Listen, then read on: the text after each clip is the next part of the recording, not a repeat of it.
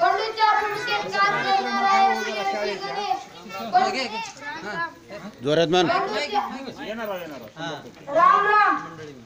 बंडूच्या बायकोच्या भूमिकेत काम करणारा आहे सूर्यवंशी अनिकेत राम राम. बंडूच्या बहिणीच्या भूमिकेत काम करणारा आहे मोरे निकिता नमस्कार. बंडूच्या आईच्या भूमिकेत काम करणारा आहे कोलेवाड सानिका नमस्कार. केलरच्या भूमिकेत काम करणारा आहे सूर्यवंशी रमण राम राम. गावची गावचा बंडू शांत कष्टाळू शेतकरी आपलं भलं आणि आपलं काम भलं असा त्याचा स्वभाव. सगळ्या गावात त्याच्या स्वभावाची चर्चा. सकाळी लवकर शेताकडे जायचं, दिवसभराचं काम टाकून पुन्हा घरी यायचं. घरी आल्यावर आपल्या मुलीशी खेळायचं, कट्ट्यावर चक्कर मारायचे आणि जेवायच्या वेळी पुन्हा घरी यायचा असा त्याचा दिनक्रम. सावळा रंग शिरशिरीत काठीन नाकासमोर चालणारा बंडू. या वर्षी पीक पाणी बरं झाल्यामुळे बंडूने कुटुंबासाठी नवे कपडे आणि स्वतःसाठी इजार शिवली. ह्या तुमचे कपडे तयार झाले. ह्या तुमचे कपडे तयार झाले.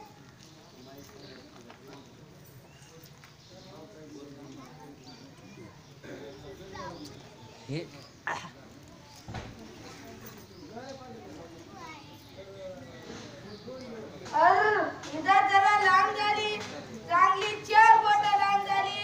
आता पुन्हा दोन नावाकडे जायचं म्हणजे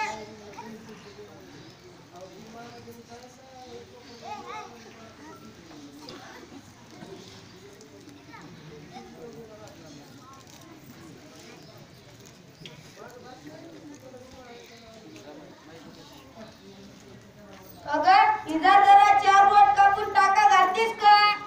सकाळी सकाळी आणि काय हे जेवण बनवायचे त्याच्या शाळेत जायच्यात मला नाही जमणार. पुन्हा बंडू आपल्या बहिणीकडे जातो. सुबे इजार जरा 4 बोट कापून टाका घालतीस का? नाही दादा मला केवढा अभ्यास केला. आता कॉलेजची वेळ होईल. तू आईला सांग की. पुन्हा बंडू आपल्या आईकडे जातो. आई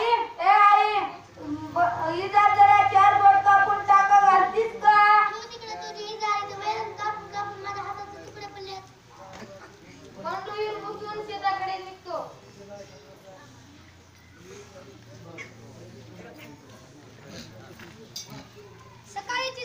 सकाळीची जार दुरुस्त करायला पाहिजे होती. आमच्या त्याने लई गोळ्यात मार. अहो सासूबाई तुमचा मुलगा लई लाडका बघा. एवढं काम येत नाही ग. माझ्या जीवाला किती वनवा. मी काय करणार तर कोण करील. शेतावर आल्यावर इकडं तोंड रे. चला माझ्या पाठीमागे लई काम करत पडले.